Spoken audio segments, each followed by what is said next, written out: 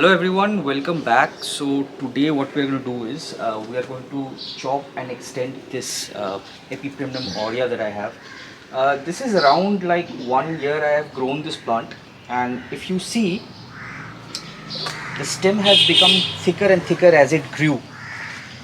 Initially it was not a mature plant, it did not have the mature leaves, and as it grew it's now putting out these mature leaves. But the thing is that it has nearly reached the top, and now I need to put one more pole on top of this one so that I can keep growing these leaves and I can have larger leaves than what it is right now. And in case if you are wondering how big the leaves can actually get, I do have a green form which I will show you as well. So you can see I have a green form Epipremnum pinnatum here, and this is not on a moss pole. Actually they don't require a moss pole. In case if you have a wall like this, you can grow it on the side of the wall and it sticks pretty well to the wall. But you can clearly get an idea on how big the leaves are going to be. Actually it's not going to be this large, right? It's actually going to outgrow this size as well. The leaves are going to be huge, so that's my ultimate goal. So that I can grow the plants to maturity, I need to extend the pole which is already on it. So let's get back. So what are the things that we require? Actually this is my first chop and extend. I have never done one before, but I've got a pretty good idea about how to do it, right? And you will see that it's a plastic container which I have this plant in right now. And actually I've seen that there is no requirement of such a large pot. I can even do with this one. So this is the one that we are going to use today. Okay, and before I had it in a chunky aeroid mix, as you can see. Okay, but what I have found is that to grow monsteras or to grow epipremnums like this, you don't actually need a chunky aeroid mix. You can have a well draining mix as well. You can have soil, you can actually grow it in soil, but it gives you faster results when the mixture is very light and airy, so that they have air pockets in the roots, right? So I have a mixture here which is the normal garden soil. I could have given it an aeroid mix as well, which might have worked better, but I think this will do as well. So I have got the normal soil that I had, soil mix that I had. I'm just going to work with whatever I've got. So we have cocoa peat, we have got compost, a little bit of compost, not much. We have got rice husk, and we have got perlite in this mix, which makes it a lot airier in comparison to the normal garden soil that you use for flowering plants, right? And this will do as well. The one that I showed you there, which is the green form, that's actually growing in soil, and I put it in soil and it's grown up the wall, and it's not got anything, no aeroid mix, nothing, and that's growing well. So I presume that I'm giving this a moss pole, so it's going to actually put roots in the moss, so it will not require a chunky aeroid mix. I can do with this as well. So I'm just going to work with whatever I've got. Now I have got my cutter, and you will see that I actually had cut this before, but the thing is that the stem was touching each other, and that's the reason why it could not dry out. The sap is still there. Mistake number one which I have made, that you don't make: do notch this, do cut this and leave a gap in between. So let's say suppose you're cutting it here, make a cut here as well, and just take out the stem in between so that you have a gap and the sap do not touch each other. That's very important. Okay, so what I'm going to do is I'm just going to put a antifungal powder, and I think that's going to be it. Otherwise, in case if you're drying out the stem, do not have them touch each other, right?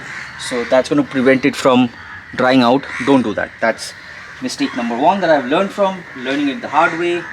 And what we are going to do is we will cut this part. So let's do that right now.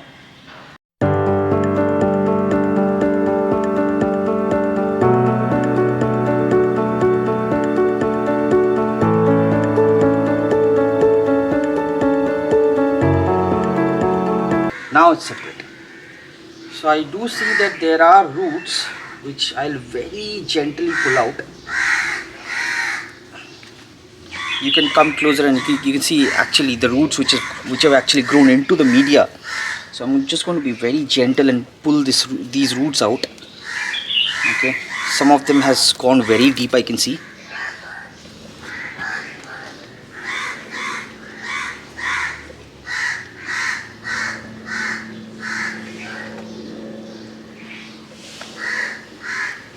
So I'm not sure if I'll be able to save all the roots.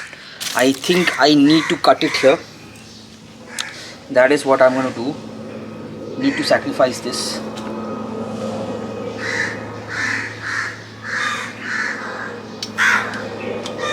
Now maybe I can just pull it off. Okay, it's not separated yet.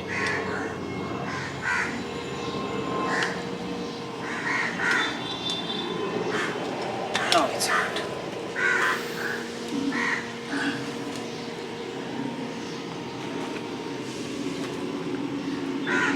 You can actually see the roots which has come out of the stem, and it's all along.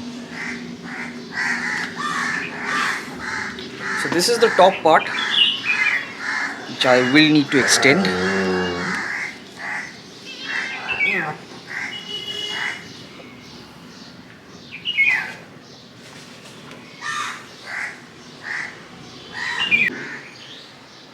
So I have applied some antifungal powder here. You can see, and I've applied some in the cut portion of the roots, and here where the roots got scratched, so that I avoid fungal infection. Now the first thing that we will do is, before I pot this, I have got this PVC pipe. Based on where you are, in case if you are in the US, Australia, you can use a garden stick, but this is the closest thing that I have got here in India. And what I'm going to do is, I will attach it to the base of this first with zip ties. Now I've got zip ties with which I will secure this to this PVC pipe that I have got. Okay, and what we will do is, we will do this very carefully. So this is the portion where we will use the zip ties. So I'm just going to go ahead and put them like this. Okay, and put it against the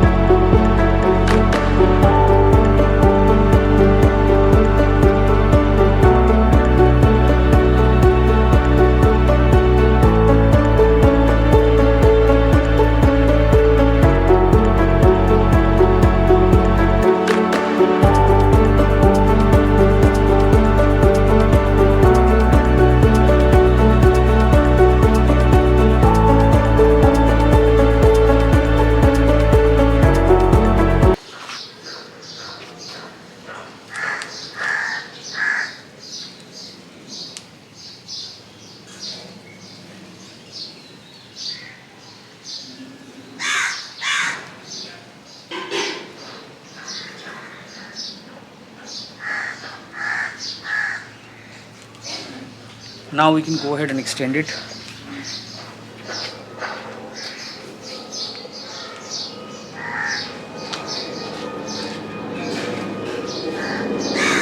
I have my moss pole here.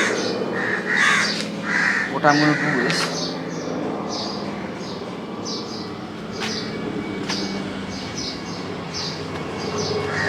you have to place this on top so that it stays together. Okay, but first what we'll do is, we'll go ahead and cover these gaps with some extra sphagnum moss. So I'm just going to go ahead and do that.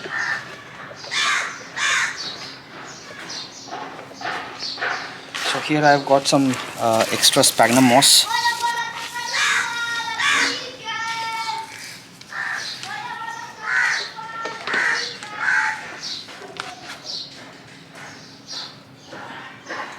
So I'm going to fill in this gap here with the sphagnum moss. I'm going to fill in this gap as well.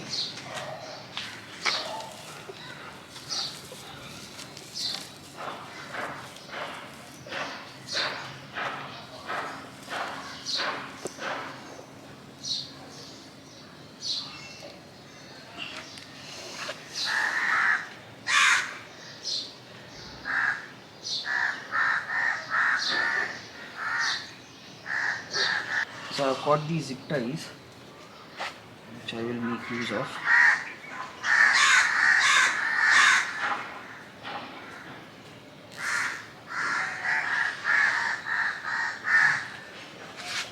So got one in place.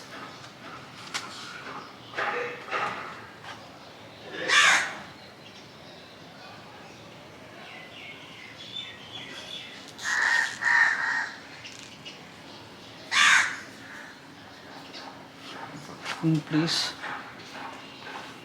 and you can see that that pretty much holds the structure, right?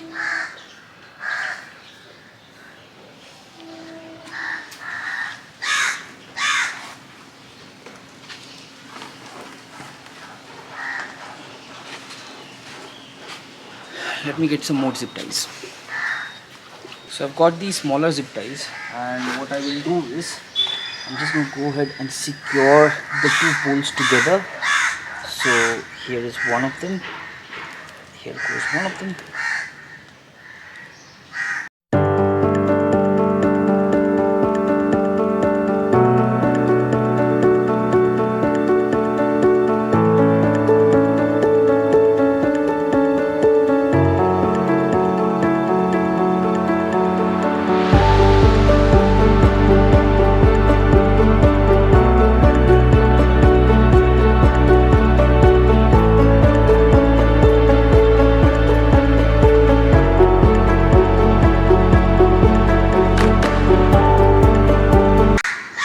And that's it, guys. You can see that this is pretty much very secure. I can actually pick up the whole thing like this, even though that's actually very loose soil. I don't know the science behind that, but yeah, you can pick up the whole thing. That actually means that this is pretty secure right now. What I am going to do is I'm going to put one more zip tie here, so that just for good luck, right at the top.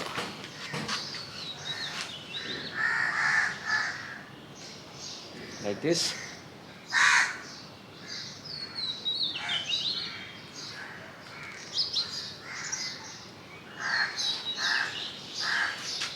Now let's cut off all the loose ends.